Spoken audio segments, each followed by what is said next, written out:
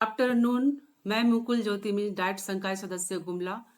बच्चों, मैं आज कक्षा 8 में विषय विज्ञान में पहला पाठ कोशिका पढ़ा रही हूँ। इससे पिछले के वीडियो में पार्ट 1 में मैंने कोशिका की विस्तृत जानकारी दी हूँ, जिसे आप समझ गए होंगे। आपको इसके बाद मैं आपके पाठ्य पुस्तक के अनुसार बताने जा रही हूँ। आपको जानकर आश्चर्य होगा कि अरबों कोशिकाओं वाले जीवन का प्रारंभ भी एक कोशिका से ही होता है, जो एक निषेचित अंडा है। निषेचित अंडा गुणन करता है तथा वृद्धि एवं परिवर्धन के साथ कोशिकाओं की संख्या बढ़ती जाती है। मुर्गी का अंडा एकल कोशिका है तथा आकार में बड़ा होने के कारण इसे नंगन आंखों से भी देखा जा सकता है। कोशिका के घटक। कोशिका की आंतरिक संरचना का व्यापक अध्ययन 19वीं शताब्दी में इलेक्ट्रॉन सूक्ष्मदर्शी आविष्कार के बाद विस्तार से किया जा सका। कोशिका की आंतरिक संरचना में भी विभिन्नता पाई जाती है, परंतु सभी कोशिकाओं के 3 मुख्य घटक हैं। कौन कौन है? कोशिका झिल्ली, कोशिका द्रव्य एवं केंद्रक। इसको इंग्लिश में बोलते हैं cell membrane, cytoplasm and nucleus. कोशिका का सबसे बाहर का आवरण का या घेरा कोशिका झिल्ली कहलाता है और कोशिका झिल्ली एवं केंद्रक के बीच के भाग को कोशिका द्रव्य या साइटोप्लाज्म कहते हैं। कोशिका अंगक होते हैं। अब कोशिका के घटकों का विस्तार से हम पढ़ेंगे। कोशिका झिल्ली, जिसको सेल मेम्ब्रेन कहते हैं। कोशिका झिल्ली जंतुओं में पाए जाने वाली सबसे बाहरी परत है, जबकि पौधों में इस झिल्ली के बाहर एक मोटी परत पाई जाती है, जिसे क्या बोलते हैं? कोशिका भित्ति या सेल वॉल। कोशिका झिल्ली के कार्य। कोशिका झिल्ली, जिसे प्लाज्मा झिल्ली भी कहते हैं, सरंध्र छिद्र युक्त होती है। यह ऐच्छिक पदार्थों को अंदर आने या हानिकारक पदार्थों को बाहर निकलने देती है, इसलिए इसे चयनात्मक पारगम्य सेलेक्टिवली परमेबल झिल्ली कहते हैं। इसके निम्नलिखित कार्य हैं। कोशिका झिल्ली एक कोशिका को दूसरी कोशिका से अलग करती है। यह कोशिका को एक निश्चित आकृति प्रदान करती है, अंदर के आंतरिक अंगों को सुरक्षा प्रदान करती है।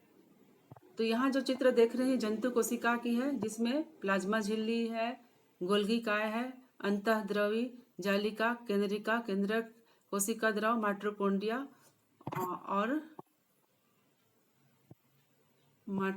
और रिक्तिका। कोशिका द्रव्य साइटोप्लाज्म। यह एक जेली जैसा पदार्थ है जो कोशिका झिल्ली एवं केंद्रक के बीच में पाया जाता है। यह दानेदार, अर्ध तरल एवं अर्ध पारदर्शक है, जिसमें विभिन्न कोशिका अंगक कोशिकाएं पाई जाती हैं, जैसे माइटोकॉन्ड्रिया, गोल्गिकाय, राइबोसोम, हरितवलक, रसधानी, जिसको वैक्यूल भी कहते हैं। केंद्रक न्यूक्लियस। यह कोशिका का सजीव संघटक है जो प्रायः कोशिका के मध्य में स्थित होता है, पर पौधों में यह मध्य से थोड़ा हटकर स्थित होता है। किसका? पौधों का। साधारणतः केंद्रक गोलाकार होता है तथा कोशिका में प्रायः एक ही केंद्रक होता है, जो चित्र हम देख रहे हैं। केंद्रिका, गुरुसूत्र, केंद्रक, रंध्र। सभी पूर्ण विकसित कोशिकाओं में विकसित केंद्रक पाया जाता है, जो दोहरी केंद्रक झिल्ली न्यूक्लियर मेम्ब्रेन से घिरा होता है। केंद्रक झिल्ली के अंदर केंद्रक द्रव या न्यूक्लियोप्लाज्म पाया जाता है। केंद्रक संरंध्रों के द्वारा केंद्रक द्रव्य तथा कोशिका द्रव के बीच विभिन्न पदार्थों का आदान प्रदान होता है। कोशिका द्रव तथा केंद्रक द्रव को सम्मिलित रूप से जीव द्रव्य या प्रोटोप्लाज्म कहते हैं। जीव द्रव्य का जीवन का भौतिक आधार कहा जाता है, क्योंकि जीवन की सारी क्रियाएं इसी पर निर्भर करती हैं। यहाँ मैं बताना चाहूँगी प्लाज्मा झिल्ली क्या है। प्लाज्मा झिल्ली, जिसमें प्रोटीन पाया जाता है, और ये पादप और जंतु कोशिका दोनों में पाया जाता है, और ये नरम और लचीले होते हैं। जबकि कोशिका झिल्ली ये कार्बोहाइड्रेट से बना होता है, और ये सेलुलोज, जिसे सेलुलोज भी कहते हैं, ये मृत होते हैं और ये पादप कोशिका में मिलते हैं। इनकी जो रचना होती है सख्त और कठोर होती है, जो कोशिका झिल्ली में पाई जाती है। तो आगे हम पढ़ते हैं, इन प्रश्नों का उत्तर देने का प्रयास करेंगे पढ़कर। कोशिका के 3 मुख्य घटक कौन है? जो कि अभी हम बताया गया कौन कौन है? कोशिका झिल्ली, नाभिक या केंद्रक और कोशिका द्रव। पौधों में पाई जाने वाली सबसे बाहरी परत का नाम क्या है? अभी हम लोग पढ़े कि उसका नाम है कोशिका भित्ति। कोशिका द्रव में पाए जाने वाले कोशिकाओं के अंग के नाम क्या क्या हैं? तो इसमें हम लोग माइटोकॉन्ड्रिया, क्रोमोसोम, कोशिका द्रव, बहुत सारे रिक्तिकाएं इत्यादि पढ़े हैं हम लोग। तो आगे पढ़ते हैं केंद्रिका एवं गुणसूत्र। उच्च आवर्धन क्षमता वाले सूक्ष्मदर्शी द्वारा देखने पर हमें केंद्रक के अंदर एक छोटी सघन संरचना दिखाई देती है जिसे केंद्रिका या न्यूक्लियस कहते हैं। इसके अतिरिक्त केंद्रक के धागे के समान संरचना भी होती है जो आनुवंशिक गुणों को जनक से पीढ़ी दर पीढ़ी स्थानांतरित करती है। इन्हें गुणसूत्र कहते हैं। तो ये आनुवंशिक गुण क्या है? जो माता पिता के द्वारा हमें मिलती है। क्या प्याज के झिल्ली की तरह मानव शरीर की भी कोशिका को सूक्ष्मदर्शी से देखा जा सकता है? हाँ, जंतु कोशिका को भी आसानी से सूक्ष्मदर्शी में देख सकते हैं। तो विज्ञान में हम जब तक क्रियाकलाप नहीं करेंगे, प्रयोग नहीं करेंगे, तो उसको हम सिद्ध नहीं कर सकते हैं, जिसे हम सिद्ध करके या उसको प्रयोग करके उसको जानकर तब इससे हम सही प्रमाणित करते हैं। तो इसके लिए सबसे पहले हमें खुरची हुई परत में अनेक अनियमित आकार की कोशिकाएं लेते हैं। इसके लिए क्रियाकलाप लेते हैं, जैसे इसके लिए क्रियाकलाप 2 में एक साफ दांत खुदनी, जिसको टूथपिक से कहा जाता है, गाल के आंतरिक परत से अपने गाल के धीरे से खुरच के निकालना है और खुरचने के बाद जो निकला है उसको कांच की स्लाइड पर रखेंगे और खुरची हुई परत में अनेक अनियमित आकार की कोशिकाएं दिखाई देगी। इसमें कोशिका झिल्ली, कोशिका द्रव्य और केंद्रक भी आप देख सकते हैं। आपने क्या क्या देखा अपनी कॉपी पर लिखेंगे। ये प्रयोग आप अपने विद्यालय पर कर सकते हैं माइक्रोस्कोप के द्वारा। क्या आपने अपनी कोशिका भित्ति देखी है? कोशिका भित्ति एक अतिरिक्त संरचना है जो पौधों में पाई जाती है। तो कोशिका भित्ति पौधे कोशिका में ही क्यों मिलती है? इसका कारण है पौधे चल नहीं सकते हैं, इसलिए ताप में परिवर्तन, तीव्र गति से चलने वाले वायुमंडलीय नमी आदि विभिन्न परिवर्तनों से सुरक्षा के लिए ही पौधों की कोशिका झिल्ली के बाहर एक मोटी परत होती है। पौधे एवं जंतुओं की तुलना।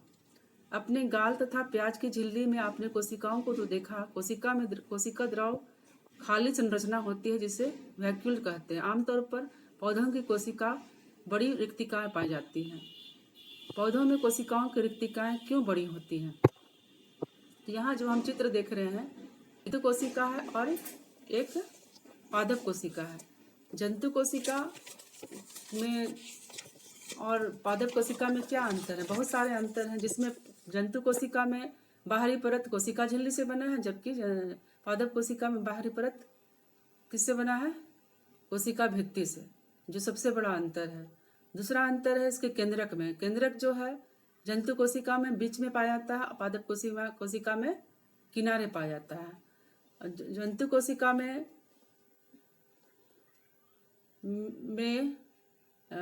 क्लोरोप्लास्ट नहीं पाया जाता है, जबकि पादप कोशिका में क्लोरोप्लास्ट पाया जाता है।